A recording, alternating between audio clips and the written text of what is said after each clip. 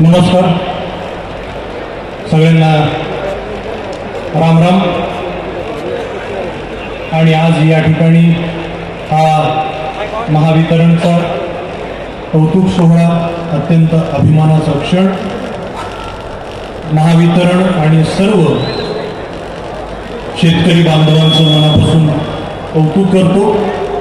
एका महिन्यात 45,911 सौर ऊर्जा पंप बसवणं हे खायचं काम नाही आहे, खूप मेहनतीचं काम आहे. त्यामुळे सर्वांची मेहनत करायला लागली आणि आज गिनीज बुक ऑफ वर्ल्ड रेकॉर्डमध्ये आपल्या महाराष्ट्राची आणि महाराष्ट्रातल्या शेतकऱ्यांची, महावितरणची नोंद झाली. त्याबद्दल जोरदार टाळ्या वाजवून आपण सर्वांचं अभिनंदन करूया. आजचा कार्यक्रम छत्रपती संभाजीनगर या शहरामध्ये आहे आणि अशा भूमीमध्ये आहे जिथे या आधी एक Guinness book of world record झाला होता. तो प्राध्यापक डॉक्टर लक्ष्मणराव देशपांडे यांच्या नावावर आणि वराडच्या नावावर, आणि ती कलाकृती मला सादर करण्याची संधी या ठिकाणी मिळतीये.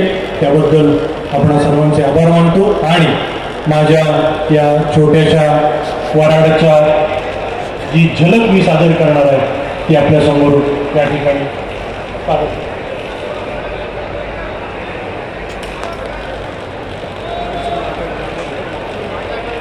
नाही. वराड निघाले लंडनला. आज खूप आनंद होतो ही कलाकृतीची झलक सादर करताना, कारण आज लक्ष्मणराव देशपांडे सरांचा जन्मदिवस आहे, जयंती आहे. त्यानिमित्तानं मी आज त्यांच्याच शहरामध्ये ही कलाकृती सादर करतो.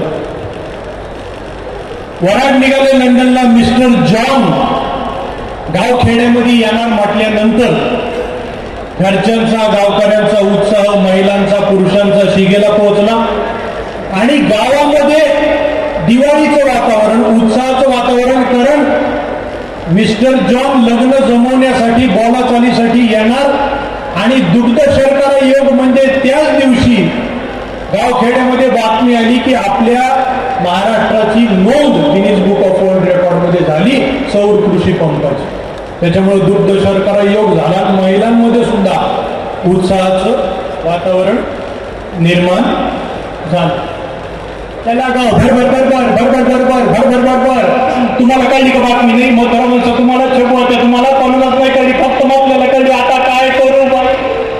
अहो बाप्पानं मला तिकडे पत्र पाठवलं नाही. हो, त्याच्यानंतर तिकडून पत्राचं उत्तर येणार आहे. हो, तिकडून पत्राचं उत्तर आलं की लग्नाच्या बालाचालीची तारीख निश्चित होणार आहे. हो, लग्नाच्या बालाचालीची तारीख निश्चित झाली की लग्न लंडनला ठरणार आहे. हो, लग्न लंडनला ठरतं की तुम्ही, मी, लता, कुमू, दाता, सबू, छाया, मीना, मती, मंगी, सुची, कल्पी, तुमच्या आमचं लेकर, बाळ, पोटे, सोटे, शेजार, ताजा आपल्याला समजायला जायला मिळणार. बाई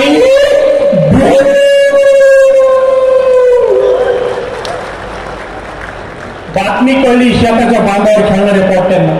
बातमी कळली काशीना दादाचं लग्न लंडनला होणार आणि आपल्याला विमानामध्ये बसून लंडनला जायला मिळणार. बातमी कळल्याबरोबर बेमट्या त्याची खाली चाललेली चड्डी ओढीत, मनगटच संपवीत, जी बेमट्याने धूम ठोकली.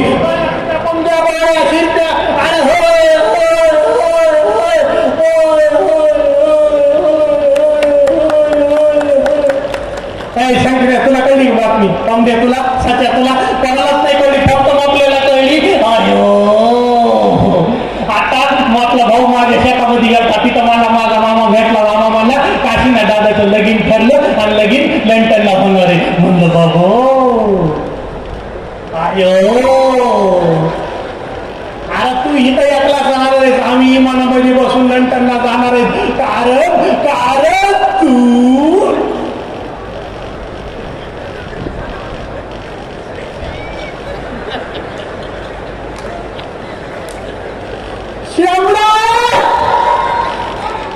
बातमी कळली वाट्यावर बसलेल्या पुरुष मंडळींना की काशीनाथ दादाचं लग्न लंडनला होणार आणि आपल्याला विमानात बसून लंडनला जायला मिळणार.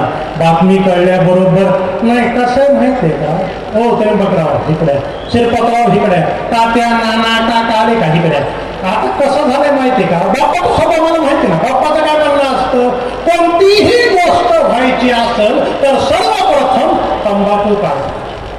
ती जर धक्क्याला लावायची असेल तर त्याला चुना लावा. बाप्पाचं काय म्हणतो सुशीच्या लग्नामध्ये, बायकांना फुकटचे लुगडे देऊ नका. फुकटचे लुगडे मिळणार म्हणल्यावर बायकांची संख्या वाढणार, लुगडे कमी पडणार. पण बाप्पाचं कुणीच नाही ऐकलं. बाप्पा नाराज होऊन माझ्या बाजूला येऊन बसले. तिकडं लग्न सुरू झालं, मंगलाष्टका सुरू झाल्या, मंगलाष्टका संपल्या. मंगलाष्टका संपल्यानंतर लोकांनी टाळ्या वाढविल्या, अक्षदा पडल्या. अक्षदा पडल्यानंतर काय झालं, अक्षदा पडल्यानंतर बायकांना कळलं की या लग्नामध्ये आपल्याला लुगडे मिळणार आहेत. मग लुगडे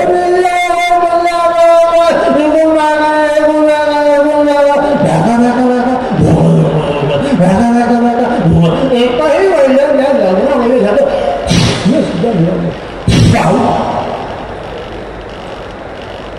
त्र्यंबकराव, नेमकं झालं काय लग्नात? तुमच्या तंबाखूच्या पहावारीने काहीच कळलं. नुसतं कुत्र भुकल्यावर तुमच्या तंबाखूच्या फवारीने साजरा झाला ना खरा. अरे प्लेन शर्ट होता, तुम्ही प्रिंटेड करून टाकला होता. अरे वाळवा पडले, उठा उठता करीत धोत्र झटकीत गावातली पुरुष मंडळी आपापल्या कामाला निघून गेली. 2-3 महिन्याचा कालावधी गेला. मिस्टर जॉन येणार म्हणल्यानंतर बायकांची लगबग लगबग लगबग सुरू झाली. हे सुशे, कुमुद, हे कुमे, अगं ते पाहुणे यायचे कळल्यापासून ना माझ्या हातापायातले त्राणच गेले. कोणती वस्तू घेतली ना गळूगळूच पडायची. आता मोरीमध्ये गेले, तांब्या घेतला, बटकन खाली पडला. नुसतं छातीमध्ये धोड धोड धोड धोड. कसं होईल कसं होईल. अगं तुझ्या तरी छातीमध्ये धडधड व्हायला, माझ्या त्या छातीमध्ये नुसता चम चम चम. हिच्या छाती चमचम, हिच्या छाती धडधड, माझ्या त्या छातीमध्ये नुसता लख लख लख. अगं बोलू नका ना. रात्र थोडी सोंग फार. सुशे तू एक काम कर, आपल्या समल्या पोट्यांना एकत्र कर आणि खांगाळून काढून दे त्यांना. फारच घाण राहते. मोटर लावा, पाईप लावा, गाड्या धुतेत तसे लेकर धुवा. आज पोटे कलई केल्यासारखे दिसले पाहिजे. नाही तर काय, मला फारच जमले पोट्यांचं. कुणी पाहुणा आला की त्या पाहुण्याच्या समोर नाकाला पापड्या घेऊ घेऊ येतो. मला फारच जमले पोट्यांचं. आणि कुमे तू हसू नकोस, तू पोट्यांना खाऊ घाल. पोटे नाही नाही नाही नाही नाही नाही म्हणले ना त्यांना आडवं पाड. त्यांच्या छातावर बस, तुझं वजन जरा जास्त आहे आणि घासू कुंबेल्यांच्या नरड्यात. नाही तर काय, मला फार एकदम पोट्यांचा. कुणी पाहुणा आला की ते पाहुण्याच्या समोर येते तर उडी मारून आईच्या कंबरड्याला लटकत आणि त्या पाहुण्याकडे बघून आई भूक, आई भूक असं कर. म्हणजे पाहुण्याला वाटावं लेकर दुष्काळात नाही. त्याच्यामुळे त्यांना खाऊ घाला, त्यांच्या खिशात रुमाला द्या, दस्त्या द्या. दस्त्या दिल्यानंतर ऐका ना वंश, मला काय म्हणायचं वंश, भरभर भरभर कामाची तयारी करून घेऊ वंश. तुम्ही वरती जा, पाहुण्याची खोली, आडगडीची खोली व्यवस्थित करून ठेवा. ऐका ना, मला काय म्हणायचं वंश.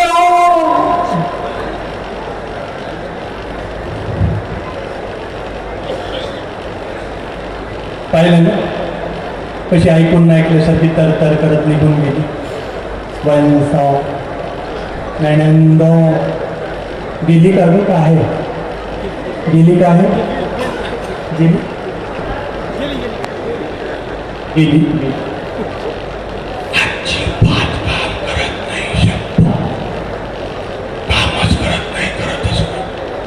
नुसतं या खोलीतून त्या खोलीत, त्या खोलीतून त्या खोलीत गुरगुर गुरगुर हिंडतीन असं दाखवते किंवा डोंगर उचलायला. पण बोलता कोणाला आणि सांगता कोणाला. नैनंद तुम्ही फार हसायला, ताई तुम्ही फार हसायला. हिची वंश सुद्धा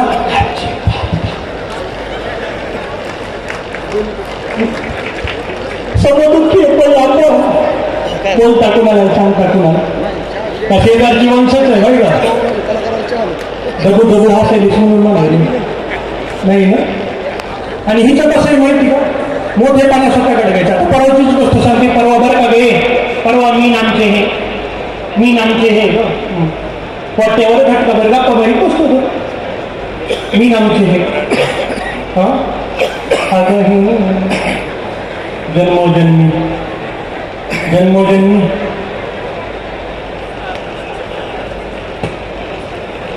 एकातच कटाळा आलाय